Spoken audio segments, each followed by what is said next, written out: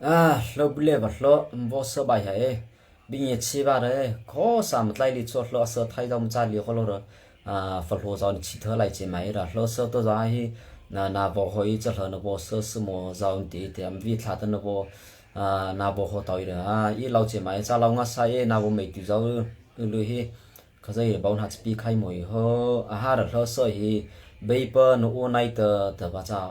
tây taเขาจะรีจีเขาเลยตาเขาจะอะไรไทยลีนะตัวไทยลีนี่เดี๋ยวจ้าอัลเลอร์บีตัวเขาเนี่ยบนที่ว่าบีเอชเอ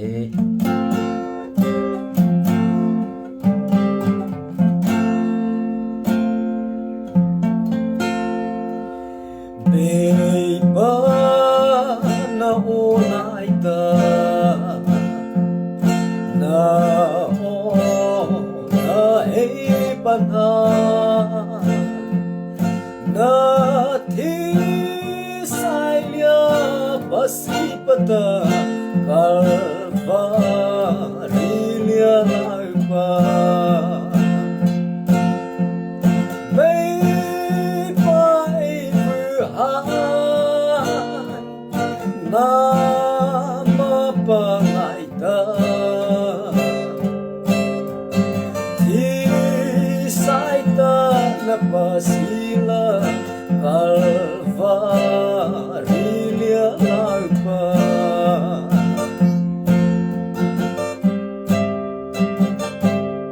Puana pacelita Nala ushosala Etatona siananatsa Napa ai sama Vei vai vuhai Nama pangaita Ti saita napasila Kalvarilya laipa